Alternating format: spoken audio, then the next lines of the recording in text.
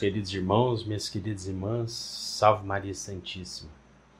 Como eu disse no vídeo passado, nessa oportunidade eu vou iniciar um relato histórico de como se era a comunhão na chamada igreja primitiva e os motivos que levaram à adoção da comunhão na boca como forma mais piedosa e zelosa com o corpo santo de Cristo. Para isso nós precisamos traçar uma linha histórica até chegar aos anos 60, quando se implementa a permissão para se ministrar a comunhão na mão, e que essa nova forma só surgiu em razão de alguns eventos que levaram ao Papa Paulo VI a conceder o indulto para algumas conferências episcopais, que teimavam, como eu disse no vídeo passado, em desobedecer a Roma e insistiam na nova forma de comunhão. Então vamos lá. Os fiéis leigos católicos, e posso dizer que até alguns membros da hierarquia da Santa Igreja, precisam conhecer a verdade sobre a forma de comungar e os motivos que levaram à adoção da comunhão na mão como uma exceção à regra de comunhão na boca. Então vamos iniciar apresentando as experiências da Santa Igreja com relação à Santíssima Eucaristia e que foram expressadas pelos santos, para que você entenda a insistência de muitos, e eu me incluo nesse grupo, de que a comunhão na boca deve voltar a ser habitual entre todos os membros da Igreja Católica no mundo inteiro. Porque a comunhão na mão é fruto de uma desobediência. Uma desobediência por parte de algumas conferências episcopais.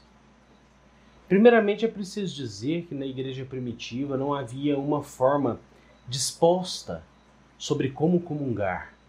Mas sugere-se que a Santa Comunhão era deposta nas mãos dos fiéis. Esse entendimento de que a comunhão naquela época era recebida na mão dos fiéis se dá por relatos antigos e pelas próprias palavras dos santos padres, no sentido de que aqueles que comungassem, que tomassem o máximo de cuidado para as migalhas do pão consagrado não caíssem no chão. Mas veja, não era a mesma forma de comunhão que vemos hoje. Naquela época, o fiel colocava a mão esquerda embaixo da mão direita, e a Sagrada Comunhão era colocada sobre a mão direita do fiel. Ao receber o pão consagrado, o fiel o olhava e em uma atitude de profunda reverência, tomava com a boca a Sagrada Espécie diretamente na mão. A mão que havia recepcionado o corpo de Cristo. Não existia o tocar dos dedos no sentido de pegar o pão e levá-lo até a boca, como é hoje. Mas era feita uma inclinação profunda para que a boca tomasse o pão diretamente na mão do fiel. Acontece que os santos padres observavam grandes problemas nessa forma de comungar, porque era possível perceber que as partículas do corpo de Cristo caíam pelo chão. E também eram observadas várias profanações ao corpo santo de Cristo e até roubos das sagradas espécies, já naquela época. Esses problemas eram tão terríveis que os grandes santos daquele período alertavam sempre para a necessidade de se ter o máximo de cuidado com o corpo de Cristo, pois eram percebidas uma completa falta de zelo por parte de alguns fiéis católicos que deixavam as partículas da Santa Eucaristia espalhadas pelo chão. Observe que falava São Cirilo de Jerusalém. Sê vigilante, para que não percas nada do corpo do Senhor. Se tu deixasses cair alguma coisa, deverias considerá-lo como se tivesse cortado um dos membros do teu corpo. Dize-me, te suplico, se alguém te desse grãozinhos de ouro, tu por acaso não terias a máxima cautela e diligência, atento a não perder nada? Não deverias cuidar com cautela e vigilância ainda maior, a fim de que nada e nem mesmo uma migalha do corpo do Senhor pudesse cair por terra, porque a sua preciosidade é de grandeza superior ao ouro e às joias? Pois bem, se você procurar outros santos dos primeiros séculos, verá que essa preocupação recaía sobre todos eles. E eles sempre alertavam os católicos daquele período sobre o cuidado com a Sagrada Eucaristia. E o faziam porque viam os abusos acontecerem. Vendo esses abusos, os santos padres daquela época começaram já lá perto do século IV a rechaçar a comunhão na mão e passaram a verbalizar a necessidade de que a comunhão fosse recebida diretamente na boca do fiel. São Basílio Magno, que foi bispo de Cesareia no século IV, dizia que o direito de receber a Santa Comunhão na mão é somente permitido em tempo de perseguição, e considerava a comunhão na mão tão irregular que jamais hesitou em considerá-la um pecado grave. Além dos santos padres alertarem para a necessidade de comungar na boca, vários papas e concílios ao longo da história condenaram veementemente qualquer forma de comunhão que não a comunhão diretamente na boca. Vamos a alguns exemplos. O Concílio de Saragoça, iniciado no ano de 380, decidiu por punir com pena de excomunhão quem quer que ousasse continuar a praticar a comunhão na mão, apontando como anátema todos aqueles que insistissem nessa prática. Para quem não sabe o que é a palavra, o que significa a palavra anátema, são aquelas pessoas excomungadas. A palavra anátema significa maldito seja, né? Forte, né? Só um parêntese.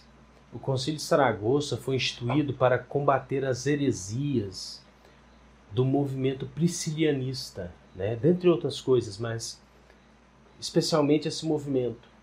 E no que se refere à comunhão, há alguns historiadores que dizem que a excomunhão era direcionada a todas as pessoas que não consumissem a Eucaristia no momento em que a recebesse, né? Porque havia alguns relatos de pessoas que pegavam a Eucaristia e levavam embora, levavam para suas casas. Esses movimentos, aquelas pessoas que participavam do movimento priscilianista, né, inclusive tiravam a comunhão ali do local onde ela era distribuída e não a consumia, né? Enfim. O Papa São Leão I, o Grande, que reinou sobre a Cátedra de Pedro do ano de 440 a 461, ele defendeu energicamente e exigiu obediência a todos os fiéis para a prática de se administrar a Santa Comunhão na língua. Um sínodo, né, o sínodo de Rouen, no ano de 650, ele condenou a comunhão na mão para impedir os abusos que decorriam desta prática e também para salvaguardar as sagradas espécies contra sacrilégios, né? Nesse sínodo de Rouen ficou decidido o seguinte: um sacerdote não deve colocar a Sagrada Eucaristia nas mãos de nenhum leigo, homem ou mulher, mas apenas na sua boca. Se alguém transgredir essa ordem, porque despreza a Deus Todo-Poderoso e desonra o que pertence a Deus, seja removido do altar. Veja que forte. O Sexto Concílio Ecumênico em Constantinopla, nos anos 680 a 681, também proibiu os fiéis de tomarem a Santa Eucaristia em suas mãos, né? Inclusive ameaçando os transgressores com a pena da excomunhão. Enfim, todos condenavam a comunhão na mão, até que no ano de 800, né, depois de Cristo, a comunhão na mão já não existia mais em nenhuma igreja, seja do Ocidente ou do Oriente. E essa realidade permaneceu até o final da década de 60, ou seja, por quase 1200 anos. Mas continuemos. São Tomás de Aquino, que viveu no século XIII, na sua Suma Teológica, na questão 82, no artigo 3º, em resposta ao item 1, ele diz o seguinte: porque a reverência devida a este sacramento requer que não seja tocado senão pelo que é consagrado. Por isso é consagrado o corporal e o cálice. E consagradas são as mãos do sacerdote para tocá-lo. E ninguém o pode tocar senão em caso de necessidade. Por exemplo, se caísse no chão ou em outro caso semelhante. São Pio X, já no século XX, em seu Catecismo Maior, no capítulo 4, parágrafo 4º, item 643, ele ensina a forma de recebermos a comunhão. Ele diz assim: no ato de receber a Sagrada Comunhão, devemos estar de joelhos, com a cabeça moderadamente levantada e os olhos modestos e voltados para a Sagrada Hóstia, com a boca suficientemente aberta e a língua um pouco estendida sobre o lábio inferior. E veja que essa realidade perdurou até que o Papa Paulo VI se deparasse com atos sistemáticos de algumas conferências episcopais no sentido de implantar a comunhão na mão. Ou seja, essas conferências episcopais ansiavam em mudar 1.200 anos de tradição católica. Você há de convir que nós podemos dizer que após 1.200 anos de existência única da comunhão na boca, essa forma de comungar se transformou em uma tradição com T maiúsculo, não é mesmo? E olha, eu pesquisei muito para tentar encontrar notícias de profanações a Jesus Eucarístico no momento ou após a recepção da Sagrada Comunhão diretamente na boca. E eu não encontrei nenhuma. Agora, pesquise você as profanações contra a Sagrada Eucaristia após a implementação da exceção da comunhão na mão. Você encontrará várias e várias. Pois bem, perceba que a comunhão na boca tem primeiro a função de se adorar profundamente a Cristo, que está presente no Santíssimo Sacramento. Pois ao nos ajoelhar perante nosso Senhor Jesus Cristo, presente no Sacramento da Eucaristia, nós reconhecemos a nossa pequenez frente à grandeza de nosso Senhor. Reconhecemos que somos servos e que sempre nos ajoelhamos diante de nosso Senhor, cujo nome está acima de qualquer outro nome. Lembra-se de Filipenses capítulo 2, versículos de 9 a 10. Deus o exaltou soberanamente e lhe outorgou o nome que está acima de todos os nomes, para que ao nome de Jesus se dobre todo joelho no céu, na terra e nos infernos. E ao recebermos a Sagrada Eucaristia diretamente na boca e sem tocá-la com as mãos, estamos reconhecendo a nossa indignidade ao receber o tão sublime sacramento e que só podemos comungar o corpo e sangue de Cristo em razão da sua infinita misericórdia para conosco. Então esse foi um pequeno resumo sobre a Sagrada Eucaristia e como a comunhão na boca se transformou em uma tradição com T maiúsculo, em razão do grande zelo que os primeiros padres tinham com nosso Senhor Jesus Cristo, presente nas Sagradas Espécies.